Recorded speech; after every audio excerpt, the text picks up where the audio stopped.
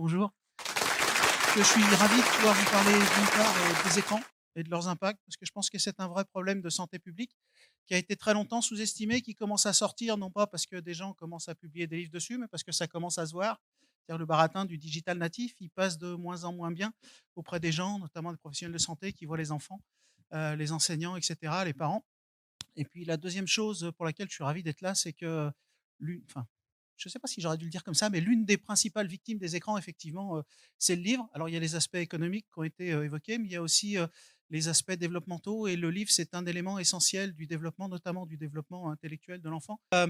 Sur les écrans, alors la tarte à la crème, c'est oui, on entend toujours la même chose, c'est oui, ça dépend ce qu'ils en font, il y a des effets positifs, évidemment qu'il y a des effets positifs à ce qu'ils ont appelé la révolution numérique, évidemment que ça dépend de ce qu'on en fait. Et donc il y a plein d'études, alors c'est partout dans le monde, ça a commencé en Israël, et puis aux États-Unis, et puis en Allemagne, et puis en Autriche, et puis en Angleterre, dans tous les pays, on s'aperçoit que à chaque fois qu'on met ces outils dans la main des enfants et des adolescents, c'est pas vers les usages les supposément positifs qui vont se tourner, mais c'est vers les usages récréatifs les plus débilitants. Je t'expliquerai le mot. Et à un moment donné, il faut parler chiffres. Il faut se rendre compte, on dit, il ne faut pas que ce soit excessif. Je veux bien qu'il ne faut pas que ce soit excessif. Cela étant dit, quand on regarde un peu les chiffres, on s'aperçoit que c'est devenu un peu extravagant en normes. À chaque étude, on se dit que ça va être fini et qu'on n'ira pas plus haut. Et à chaque étude, elles sortent tous les 3 ou 4 ans avec une régularité de chronomètre. Eh ben, on s'aperçoit qu'on a encore dépassé les plafonds. On est en ce moment, c'est des moyennes que je vais vous donner. Évidemment, c'est plus ou moins, ça dépend d'un certain nombre de facteurs, le sexe, l'âge, etc. On est en moyenne pour des enfants de maternelle, on est en moyenne quasiment à 3 heures par jour, 3 heures à la maternelle. Pour des enfants de primaire, on est quasiment à 5 heures. Et puis pour les adolescents, on a dépassé toutes les normes puisqu'on a dépassé 7 heures. Je ne sais pas, même si ça ne vous parle pas, si on cumule sur l'enfance ces temps-là, entre 2 et 18 ans, cumuler ce temps, ça représente 30 années scolaires. Pour ceux à qui ça ne parle pas, ça représente 16 ans d'emploi salarié à plein temps. Ça représente quasiment 40 000 épisodes de Dr House. Essayez, oui, voilà. Et puis ça représente, je ne sais pas, il y a le livre audio de La Peste, là, ça représente 3000 romans moyens comme La Peste, non lus. Donc c'est absolument colossal. Encore une fois, quand on regarde ce qu'ils en font, c'est l'écrasante majorité des usages sont des usages de divertissement. Prenez les tout petits, il n'y a pas d'usage scolaire, mais prenez les 8-12 ans, ils passent 13 fois plus de temps sur des usages de divertissement que sur des usages scolaires, de voir à la maison. Pour les ados, c'est 8 fois plus, etc. C'est-à-dire que il y a vraiment, quand on dit que c'est des usages de divertissement, l'écran numéro 1, ça reste encore la télé, sous toutes ses formes. Alors les films, les séries, la télé-réalité avec l'arrivée de Netflix. La différence, c'est que maintenant, ils l'ont dans leur poche et qu'elle est partout. Le deuxième écran, c'est les jeux vidéo. Jusqu'à 8-9 ans, ça représente à peu près entre 90 et 95 des consommations. Puis arrivent à l'adolescence les réseaux sociaux. Qui viennent pas se mettre à la place de la télé et des jeux vidéo, mais qui viennent s'ajouter à la télé et aux jeux vidéo. Voilà, et tout ça, on sait, alors j'aurais pas le temps de détailler, mais tout ça, on sait que ça a des impacts absolument colossaux sur le développement. C'est tous les domaines du développement humain qui sont touchés, j'ai envie de dire tous les piliers de notre humanité qui sont touchés. Ça touche le développement cognitif, et revenir, ça touche le langage, ça touche le développement de la concentration, ça touche la mémorisation, ça touche la culture au sens de l'ensemble des savoirs qui vont nous permettre de penser et de réfléchir le monde. Ça touche le développement émotionnel avec des impacts qui sont relativement importants sur l'agressivité, sur l'anxiété, sur la dépression. Et puis, ça touche le développement physique. Le développement, par exemple, cardiovasculaire. On s'aperçoit qu'il y a de plus en plus d'AVC précoces chez les jeunes adultes qu'on peut tracer, par exemple, sur des déficits pour partie, pas totalement, mais pour partie sur des déficits du développement cardiovasculaire chez l'enfant. On s'est aperçu qu'une heure de télé, l'artère, le développement artériel se fait moins bien, le diamètre est moins important, et donc ça favorise un certain nombre de problèmes à long terme. Nos enfants, ils ont perdu. Vous savez, à l'école, ils vous êtes tournés autour du stade. Ouais, et puis après, ça donne une estimation des capacités pulmonaires, et cetera, c'est les tests de Cooper. On a perdu 25 en un peu plus de 30 ans de capacité pulmonaire chez nos enfants. Donc voilà, donc il y a l'intellectuel, il y a l'émotionnel, et puis il y a aussi le somatique qu'on laisse un peu. Ce que j'ai envie de dire, c'est que non seulement on a ces effets, non seulement ces effets sont connus, on a les chaînes causales. On sait qu'il y a une causalité directe des écrans, c'est pas juste des corrélations comme ça un peu bizarres. Heu, Ces corrélations, elles sont connues. Vous avez un affaissement des relations interpersonnelles, notamment intrafamiliales, alors qui sont vraiment fondamentales pour le développement, notamment du jeune enfant, notamment au niveau du langage. Mais après aussi, voilà, on sait que c'est un continu. Alors ils sont un peu couillons nos ados, mais ça continue d'être important de parler avec eux.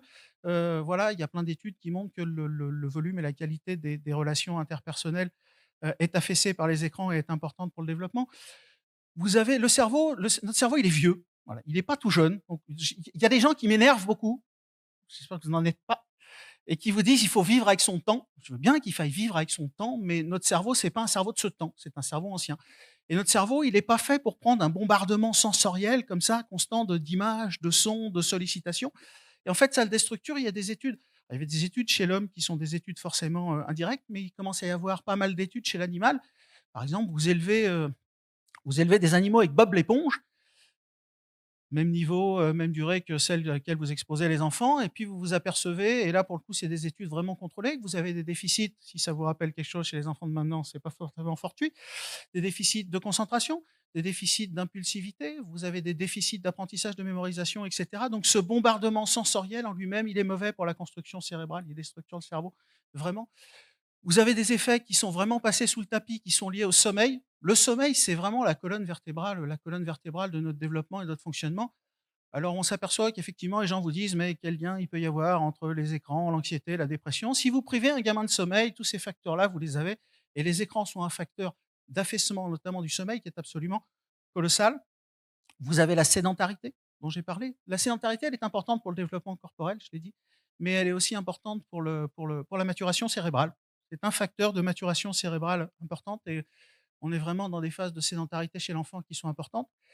Et puis j'ai envie de dire, et c'est ce qui va me permettre de faire la transition, ça vole aussi du temps à d'autres activités qui sont beaucoup plus nourrissantes, dont la lecture. On a peut-être sous-estimé l'importance. Alors il y a des centaines, voire des milliers d'études scientifiques qui montrent l'importance de la lecture sur le développement, mais c'est un peu comme le reste, c'est quand ça commence à manquer qu'on commence à s'apercevoir à quel point c'était important. Et ce que je voudrais dire avant ça, c'est que les effets des écrans dont je vous ai parlé, c'est pas peanuts comme ils disent aux États-Unis, c'est pas peu. C'est-à-dire qu'il y a vraiment des effets qui sont quantitativement importants. Prenez un enfant, et puis, un enfant de 18 mois, une demi-heure de tablette par jour, et vous multipliez par 3 les risques qui finissent chez l'orthophoniste. Prenez des gamins qui sont à l'école primaire, qui vont bien à l'école, qui ont pas de soucis scolaires, rien du tout. Offrez-leur une console de jeux vidéo, et puis en 3 mois, leur moyenne va tomber de 5. En 3 mois, 5, c'est beaucoup quand même sur une moyenne générale, et puis ils vont se mettre à passer 2 fois moins de temps à faire leurs devoirs, et puis même s'ils font leurs devoirs, prenez le des enfants, et puis c'est juste vraiment quelques exemples, mais ils apprennent leurs devoirs, et puis ensuite vous leur dites: «C'est bien, tu as bien appris ta leçon, tu peux aller jouer à un jeu vidéo, Super Mario ou un jeu vidéo d'action», et puis le lendemain, vous regardez ce qu'ils ont retenu. Ceux qui ont joué aux jeux vidéo, ils ont retenu à peu près 50 de ce qu'ils avaient appris, et ceux qui ont pas joué 80. Ça fait à peu près 30 de différence, qui s'explique, ils ont joué aux jeux vidéo, il y a eu des atteintes sur l'encodage de la mémoire, il y a eu des atteintes sur le sommeil qu'on peut mesurer en enregistrant l'activité électrique. Donc tout ça, c'est des phénomènes qui sont un peu subtils, mais qui sont pas des phénomènes ni marginaux ni dérisoires. Quand on dit qu'il y a un problème d'écran, c'est vraiment un problème qui est quantitativement important. Je voudrais, maintenant revenir au livre, c'est-à-dire que plus les enfants passent de temps avec les écrans,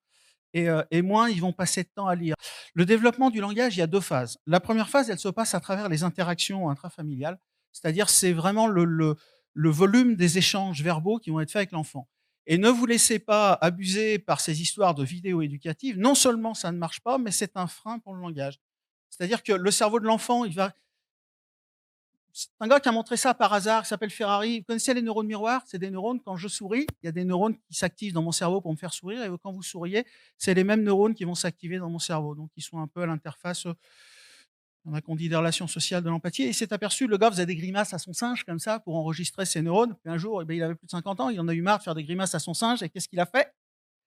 Il a fait une vidéo de lui faisant des grimaces à son singe, et il s'est aperçu que les neurones qui réagissaient de façon extrêmement brutale et violente à une présence humaine ne réagissaient plus, ou infiniment moins, à cette même présence humaine sur une vidéo. Et depuis, il y a plein d'études qui montrent qu'effectivement, notre cerveau réagit moins bien, et les enfants, ils ont ce qu'on appelle un déficit vidéo.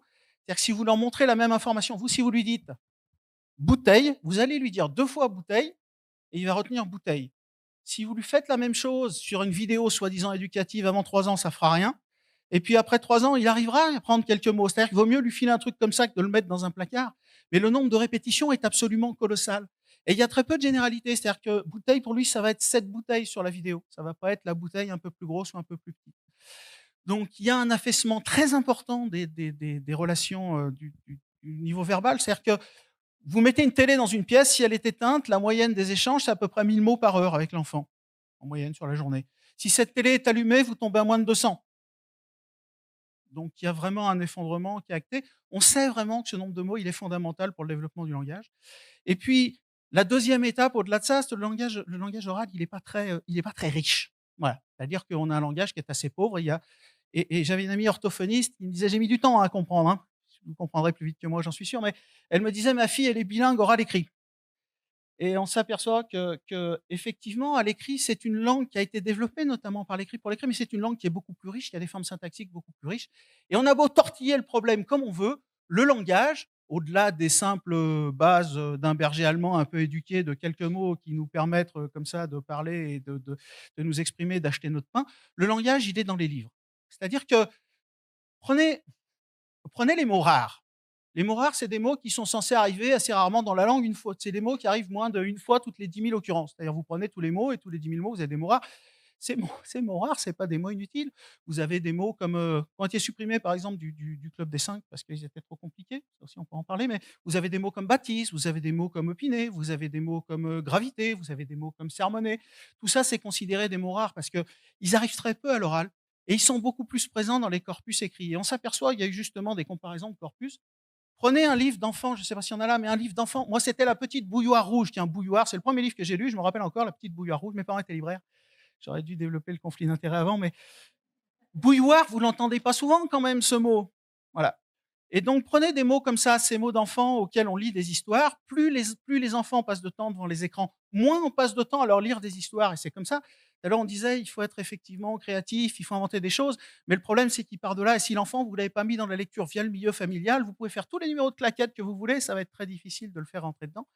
Et la dernière enquête du ministère de la Culture, je ne sais pas si vous l'avez vue, montre quand même de façon assez déprimante que nos gamins, ils lisent plus, quoi.